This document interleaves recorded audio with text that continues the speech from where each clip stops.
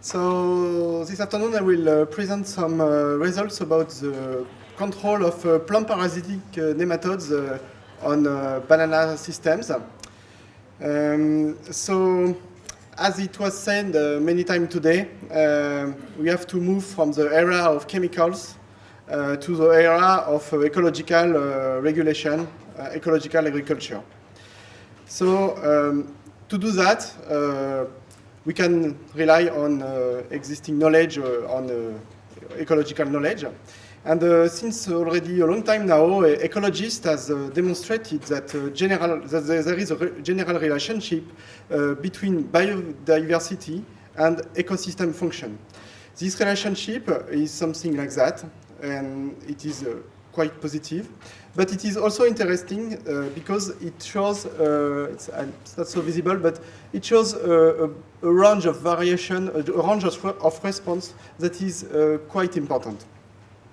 So the idea will not be to go to move natural, to move agricultural system towards something very close to extremely complex and natural systems like this, but rather to try to change current agricultural systems, which are something somewhere here in the level of biological diversity, to first diversify them, and then to better manage them. And our hypothesis is that by combining both diversification and a good management, it will be possible to increase the provision of ecosystem functions, including, of course, the pest regulation. So biodiversity is good, but it is not the silver bullet. In many cases, it's not working. For example, in my team, we are working on a very diversified plantain systems, which include a mix of a lot of species. But in these systems, there is a lot of problem of pests and diseases. For example, you can see here, the plantains are completely struggling with banana weevils and nematodes. So, for being successful, enhancing the pest regulation usually require a high level of integration. It means that we have to put together ecological mechanism in a proper way to make them efficient in terms of control. So in the case of bananas, it's quite complex because we have a lot of pests and diseases. We have aerial diseases like Black Sea Gatoka, weeds, of course nematodes that I will present in detail today, weevil borers, and emerging diseases, especially on Cavendish systems like Fusarium. So what is interesting also to see is that the mean to control on an ecological way these pests and diseases require to take into account their life history traits. For example, the aerial diseases like Black Sea Gatoka will have a high rate of growth. We have a very high capacities of dispersal, while at the opposite, nematodes will have very passive and limited abilities to disperse. So it's really important that to adapt the processes that we try to enhance to the life history traits of the pest or the disease. So in the case of the nematodes of bananas, there is it's particular because it is not only one species, it's a complex of species, but among this complex there is one species which is Rhadophilus similis, which is really the most damaging one. It has a life cycle that is quite classical with a duration between eggs and adults that is something like 3 weeks. After adults can contaminate roots, and then they grow inside the cortex of the root. And very importantly, there is a secondary contamination by other parasites that cause the decay of roots, which cause the topple over of the plants. In many cases, especially in cases where there is absolutely no control, it's really very bad, because you can arrive to almost 100% of the plants that topple over. Until the 90s, and still currently in many places where banana is grown for export, the control of nematodes is based on nematicides. It's like 2, 3, or sometimes more application of nematicides, which are really active products that are really very harmful for the environment. They are some of the most dangerous products. For example, in the French West Indies, where I worked before, there were every year there is cases of very poisoning of workers that are using these products. In the middle of the 19th, in the French West Indies, we were using more than 10 kilograms of active ingredients of nematicide per hectare and per year, which is quite a lot. Since these days, there were really big a rise of the conscience, and with a big role of the media to put this problem of pesticides on the front, and producers and helped by research had to do something. So the two main ways to control plant parasitic nematodes without using pesticides is first to consider the complex of nematodes and the bananas.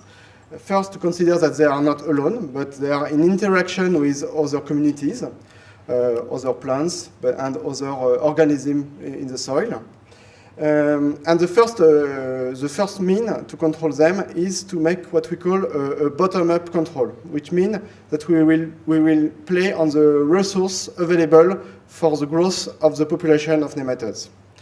The second way is to enhance what we call a top-down control, which means that we will enhance the predators and the different communities that are susceptible to feed on these nematodes. To do so, it's possible to enhance using a management of the resources, other trophic groups in this food web, and we can expect that if we have a higher abundance of the predators consuming the nematodes, we will have more control. So first, I will present some results about the bottom-up control, which consists in suppressing the resources.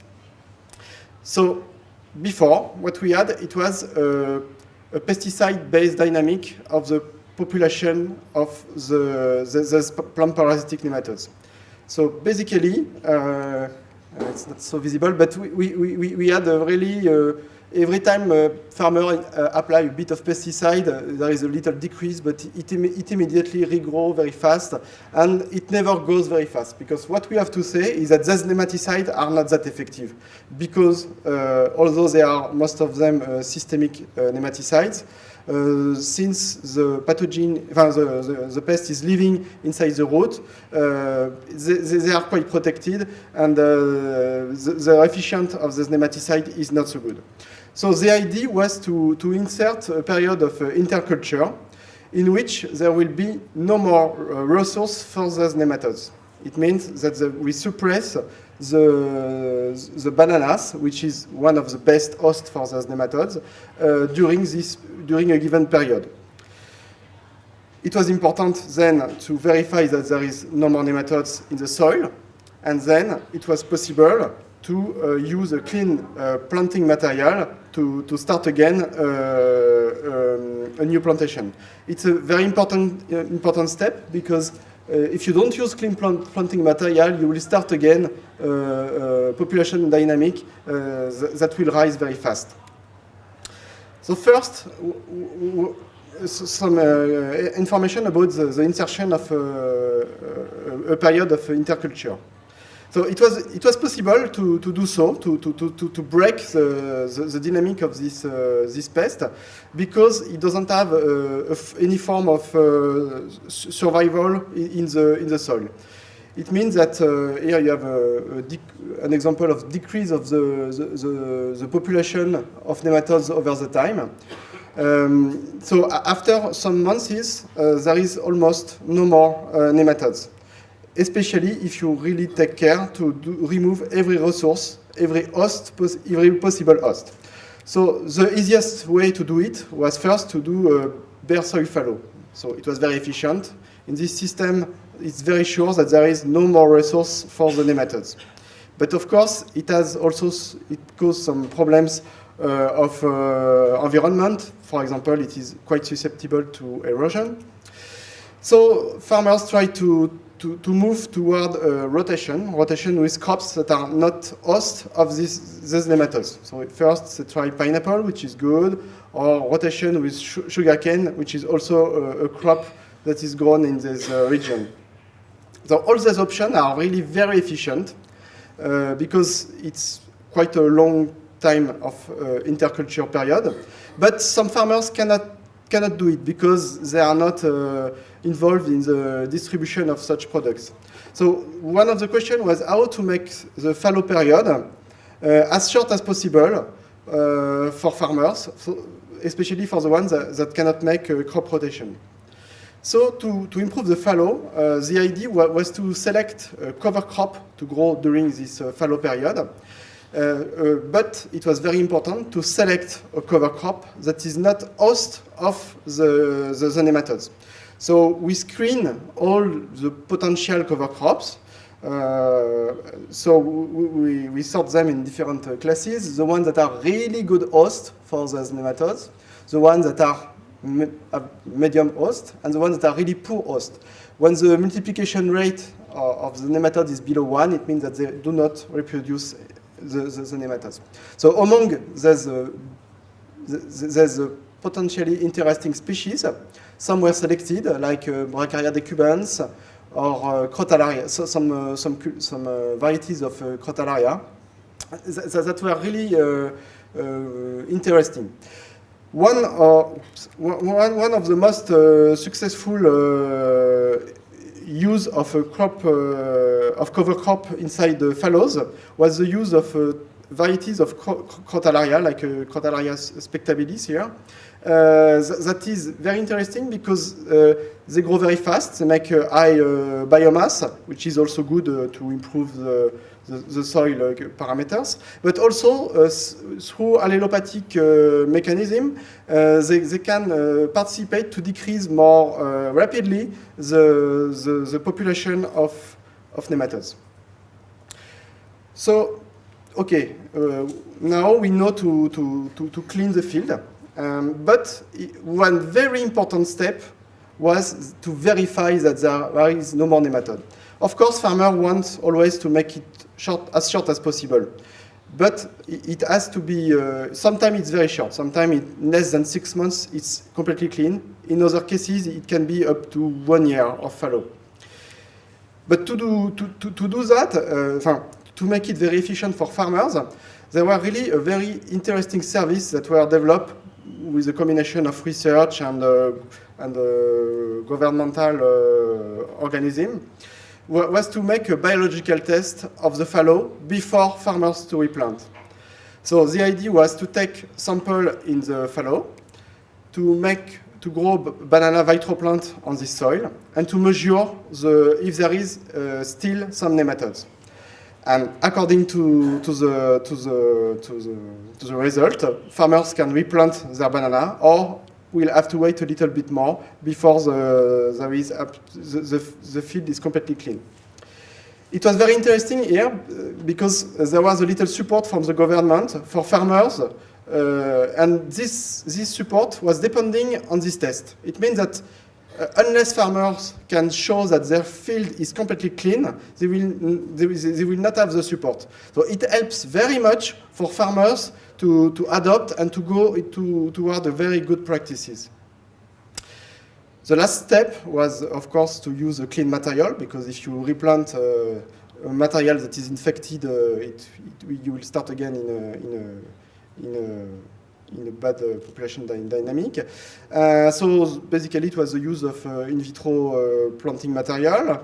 But one step that was also a bit tricky was that, okay, we use in vitro plants that are nematode free. But many times on the nurseries, they were contaminated by nematodes coming from the irrigation, because in this region where there is different banana fields, the nematodes, which is organisms that can live inside water, were present in the river, not in big quantities, but enough to recontaminate the plant used for replanting. So, okay, we can replant, but after there was also a last step which helped a lot farmers, is that there was many times contaminations between fields. So if you have a clean field and upstream you have a field that is infected, through the runoff, the water can contaminate the given field. So it was very important and very efficient for farmers to avoid that water flow from one field to another. So this was done through ditches. The last improvement, so this was really good. All this together was really efficient. But we thought that it was maybe still possible to improve the system, and especially during the growing period, because even if we are in very clean condition, there is always a little risk of recontamination. So the idea was to see if we can make the system even more resilient to new contamination. To do that, for other reasons, we were using cover crops. Especially to fight against weed, and maybe I will talk about that later in the week, but we were tested different species of weed and of cover crop. And basically our idea was to see if when we add a cover crop, do we improve the natural regulation of the nematodes? So as I mentioned before, the plant parasitic nematodes are included inside a complex food web that include different trophic groups, omnivores, predators, bacterivores, etc. And our idea was to see if when we add cover crop, which is another plant resource, we modify the structure of the food web, and then we modify the regulation of the nematode. So we compare different cases where we had the bare soil system with different species of cover crop. So here you can see that the abundance of the predators were always higher when we had a cover crop compared to the bare soil system. More interestingly, we had this for the omnivores, and with very strong response for some species. It's like 20 times more omnivores with some cover crop species than in the bare soil system. And when we compare the abundances of predators and omnivores with the plant parasitic nematode, we found out that it's likely that there is a control by some of the groups. For example, we have seen that in the case where we have the highest abundance of omnivores, we have the lowest abundance of plant parasitic nematodes. So, I presented you two main ways to control the plant parasitic nematode. I will say that the bottom-up control maybe represent like more than 80% of the success of the approach, and maybe the top-down control is something like 20%. This approach was really successfully implemented in the French West Indies, and since it works pretty well, growers from other regions do it now at a very broad scale, especially in Africa, but also in Australia. I forgot to mention it here. In the case of French West Indies, it concerns like more than 600 farmers. It's already a big export area. But inside this export area, there were really a very high rate of adoption of this fallow vitroplant technique, maybe more than 90%. It's really very completely generalized and adopted by everybody. What I have to mention is that we, as I said earlier today, we made some economical survey to see how it affects the balance, income balance of farmers. And it was really, on the long term, it means after, if you average the incomes over more than 5 years, it increased the income of the farmer. It also including the cost of the intercultural period that is not productive. And this was really successfully implemented because it was implemented at a broad scale. It means that if a farmer alone do it in a landscape where everybody have infected field, it will have probably not worked. But since it was implemented at the whole landscape scale, it was really extremely successful. It was successful because we started from 10 kilograms of active ingredients, nematicide active ingredients. In 2010, we were below 1, and today we are at 0. It means there is not even, in fact, there is only one active ingredient that is registered, but it doesn't interest anymore companies because they cannot sell product here. The other aspect is that it works so much that my colleagues working on nematology do not have so much work on banana anymore. It means that they have to study other systems now, because it's really amazing. It's currently almost impossible to find Rhadophilus similis inside the banana fields in Martinique and Guadeloupe. So I would like to thank all my colleagues that really work on these aspects, and I thank you very much.